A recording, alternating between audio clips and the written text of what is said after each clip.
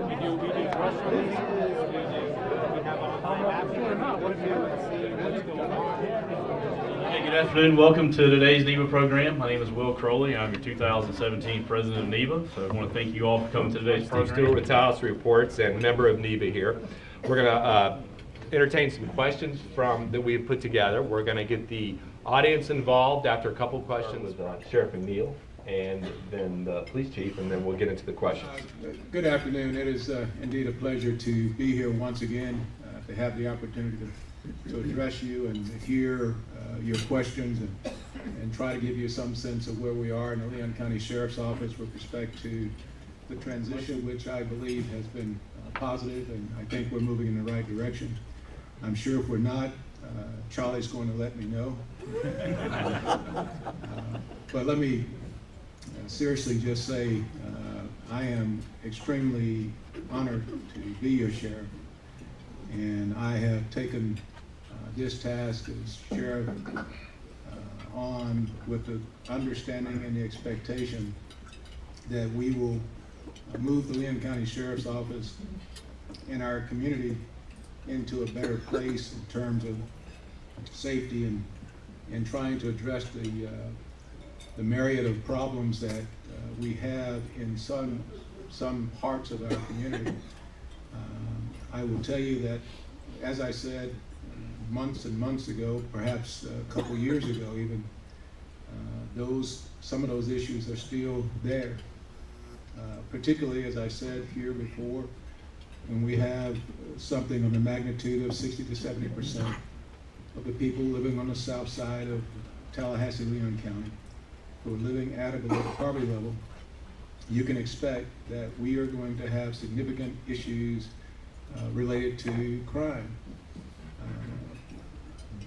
When you buttress that against the fact that we also are sometimes challenged in terms of, and I know you hear different stories about education in our community, but at the same time we have perhaps in the minority community a continuing failure rate of African American males in particular being able to matriculate through our school system. And when you then put the other pin in the issue, and that being that the number of persons who are not, I would say, employed to the point where they can actually make a living wage in our community. Those three issues, quite honestly, are the issues that Chief DeLeo and I are fighting in terms of how we keep our community safe. Now, I'm a criminologist, he's a lawyer, and They call me names.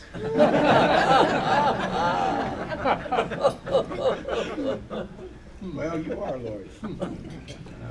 And both our perspectives look, I think, at this issue from the same perspective, and that is, it's going to be very difficult for us to deal with all the crime issues that we have to deal with the backdrop that I just described.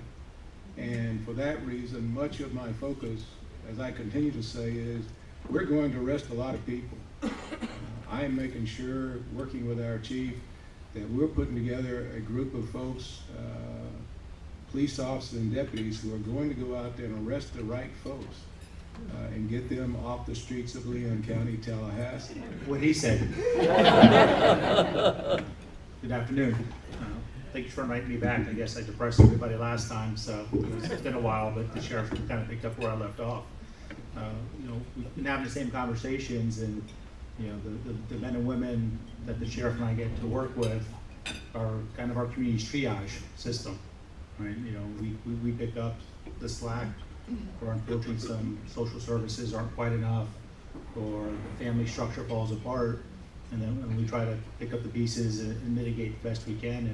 And both our agencies do a lot of work with different community programs, with different community organizations, social service organizations, referrals to service, education programs, and everything else. And what both the sheriff and I talk about a lot, and you've heard me say it, and you've heard him say it, and You know, and we just said it now, you know, we can arrest a lot of people, and we do arrest a lot of people, and that's not nothing to be proud of. You know, we shouldn't be bragging about how many people we can arrest. We should be bragging about how many people we prevented from ever getting in that situation in the first place.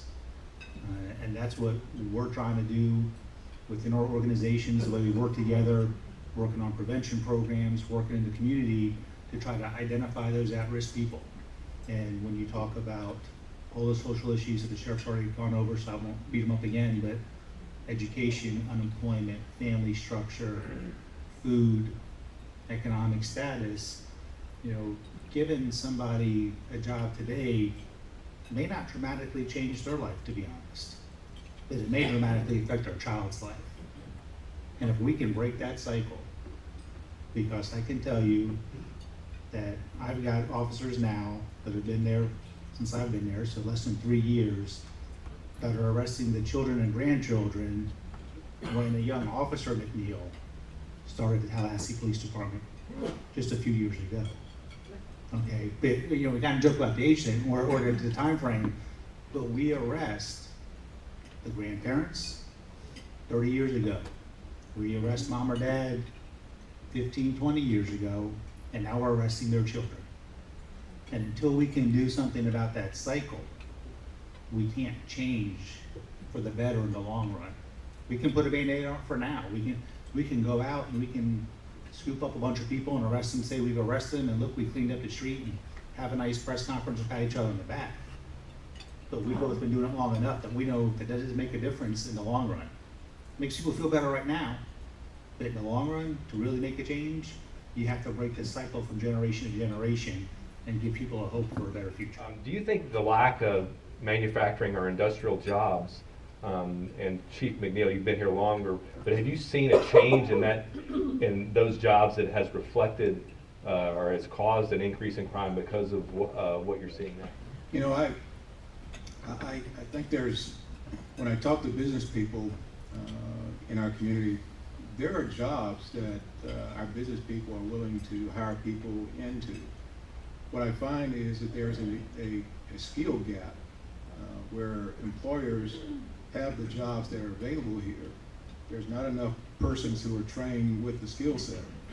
And that's why it's so important to me that we partner with TCC. And TCC's got a great program that they've embarked upon to get welders and pipe fitters and roofers and that kind of thing available and get these young persons trained in those skills. We also, and I forget all the innovation issues that we've got going on here. There's an innovation piece that speaks to trying to make sure that we match those skill sets that are being taught at TCC with those kids in our community. I'm told that most of the jobs that are created in our community will not require a bachelor's degree or advanced degree. Most of them will require something as simple as a certificate or an AA degree. But we don't have kids getting access to that because they're falling out or dropping out of school. No, it's, as the sheriff said, it's creating the right opportunity, making sure that we have the right skill set and foundation for people to take advantage of those opportunities. There's, you know, a lot of small businesses, a lot of big businesses in town that would be more than happy to hire somebody, but you know, we're employers too. We know how hard it is to find the right person with the right skill set that you're trying to put them in different positions. And we're not just talking about officers and deputies. We have administrative support staff, we have facilities managers, we have people that do all kinds of tasks, just like you have with your businesses. And finding the right people with the right skill set is a challenge. Next question, and after this, we'll go to the floor. So raise your hand if you have a question. Through the last couple of years, we've seen a little bit of an increase in the crime rate, and part of that, the response to that is to hire more officers. We've seen that more with the city. Both of you weigh in on this. Are the qualifications to become a law enforcement officer the same as it was 5 to 10 years ago, or have we had to mitigate that, lower that, because it's more difficult to hire people in the law enforcement? Can you both comment on that? When I first got to TPD, the requirement was an associate's degree or the equivalency. I wouldn't say that I lowered it, but what I did do is make an exception if someone has military experience and someone who maybe didn't have the same opportunity that I had when I got out of high school to go to college right away, but they went and served our country and served honorably for 4 or 5 years. I don't think they should be penalized for that. They bring a different skill set, perspective, and idea of teamwork and obviously service.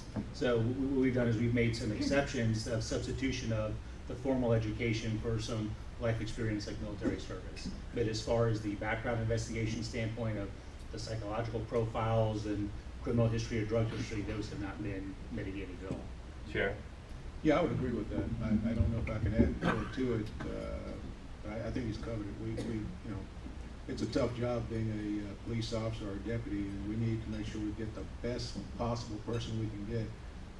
And some of that obviously means the more educated the person is, the more likely they're going to meet the needs of our Chief community. DeLeo, can you get us up to date? We've heard about, you know, moving to a new police station, getting new property, building a new, looking at possibly on the south side somewhere. Can you give us an update on maybe the timeline and what you hope to accomplish with that? Still a few years out. I mean, it's not certainly not an overnight process. You're talking about investing not a small amount of your tax dollars. So, you know, we're going through a process of evaluating what we need, not just now, but projecting the needs for the future, because, you know, the current facility is close to 90 years old. We're not going to get 90 years, you know, that's not the norm. And so we want to make sure that we build it for the long term. You're talking about a significant investment that we're making. So we're doing an evaluation of where we are now, what we need to make sure that we have a professional facility that meets the needs of everything from officers, training, that our community can come in and utilize, get what you need, whether everything from a copy of a police report to our community classes that we put on, to, you know, our property and evidence storage, and making sure that we maintain evidence. As the laws change and science changes, you know, we have to maintain evidence for decades now. You know, we have to make sure we have those abilities. So first it's that part of the process and the projecting for the future, and then obviously once you kind of know the size of the facility, what you're going to put inside it, then it's how much property, where do we locate it. We have talked a lot about looking on the south side to help with the economic revitalization component of it, and helping to hopefully use that as a catalyst, maybe some private investment. And also too, you're talking about helping support local businesses. If, you know, we relocate the police department, you know, there's almost 600 employees there now. Now obviously we're not all there at the same time, but even during the daytime, with administrative staff and investigators and people coming and going, plus the public coming and going, the number of visitors we get, you're still talking about local restaurants that would benefit from that, dry cleaners when I'm bringing in a couple hundred people every, you know, so there's a catalytic event that can help do that. And also we want it to be more of a community-based facility where the public can also utilize it, so we're part of the environment and part of the norm, not as seen as something coming in from the outside trying to fix something. First, you know, thank you for the invitation. I appreciate the opportunity, because it's important that we have this time to sit down and talk with each other, and so you can ask questions and get answers, and sometimes it gives us some feedback too that we can go look at and adjust our processes. So first of all, thank you for that. The property crime is still our major issue that we're still trying to work with. Like Sheriff McNeil said, we've started a property crimes task force where our officers and deputies will work jointly together, really targeting right now auto thefts and vehicle break-ins. If we could get those numbers down significantly, that would help a whole lot. You can help us with that. Lock your car. Don't leave your keys in the ignition.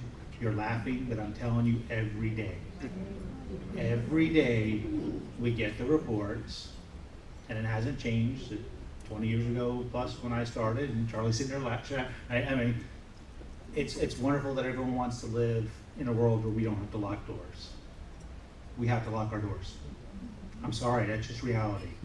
We will have a neighborhood where we'll have 10 or 15 cars broken into one night because a group of people, and sometimes it's kids, you know, teenagers, whatever, walk down the street and just try door handles. Cars that are locked, nothing's missing out of. Cars that are unlocked, their stuff taken. Purses, briefcases, guns. I'm all for responsible gun ownership. Responsible gun ownership.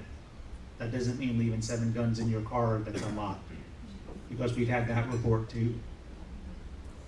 You know, you can't leave your keys in your car and then be surprised when your car's gone the next morning. You know, it sounds funny, and I'm not trying to be, but the reality is if we could get our community to take a little bit of ownership of that part of it by not leaving the laptop sitting on the front seat when they go in at night, or when they go to the gym, or your purse in the car when you're stopping to run an errand, and you leave it there and the car's unlocked.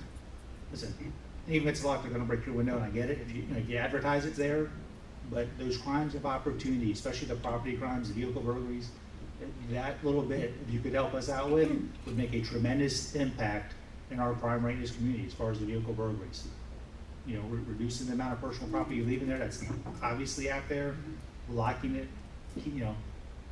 If I go out there now, I bet there's at least a third of the cars out in that parking lot that are unlocked right now. I can tell you mine's not. My car's locked. I got a lockbox in my car too, so I can secure things in it. But I'm also the paranoid cop, and I understand that part of it. That's, you know, right, that's what we see all the time. So, but if you could do that, and probably out of that third of those unlocked cars, there's probably a number of them that have a spare ignition key in them. A lot of our stolen vehicles have valet keys left in them, car keys left in them, and I don't ever want to make it sound like we're blaming victims, because we should be able to live in a community where we don't have to do that. But the reality is you can't leave keys in your car, you can't leave your cars unlocked.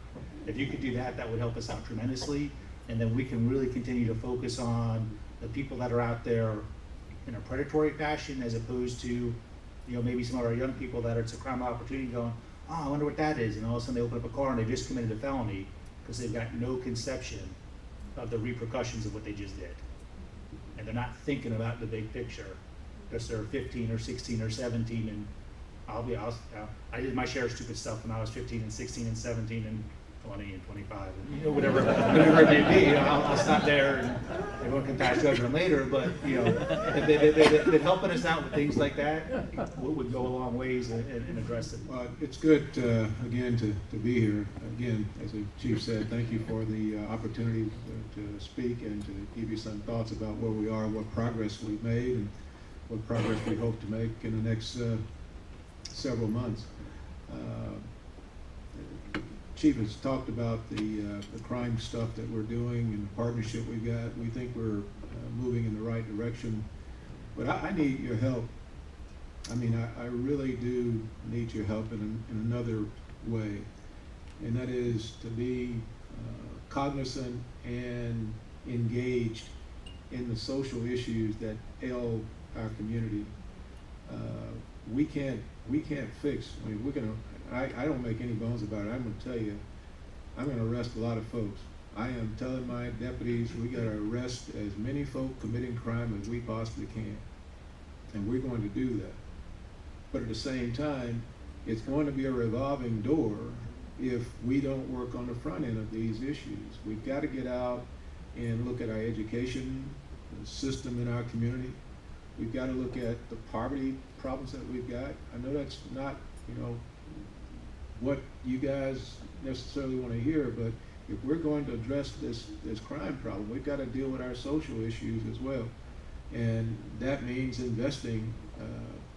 I'll put it this way, as I look at the Sheriff's Department's budget, we are at about $73 million this year. I can tell you that we are probably some 20 to 30 deputies short of where we need to be if we're going to really fight crime. If we're going to fight crime, if we just say, okay, let's just, our perspective in this community is we're going to go out there and lock up and find all the criminals and get them arrested. If that's the direction we want to go, then I need those 30 deputies to go out there and just make those arrests and keep putting them in the jail. But that's a bad investment, quite honestly, to invest in housing and arresting people over and over again, when all the data tells us that if we do it on the front end, we're going to have better outcome and better results. Thank you both for coming, and I know that this group is more than willing to help you all in any way. And if there's anything that we can do as far as business owners or executives and helping the community, please let us know. Thank you again for coming and answering some of these questions.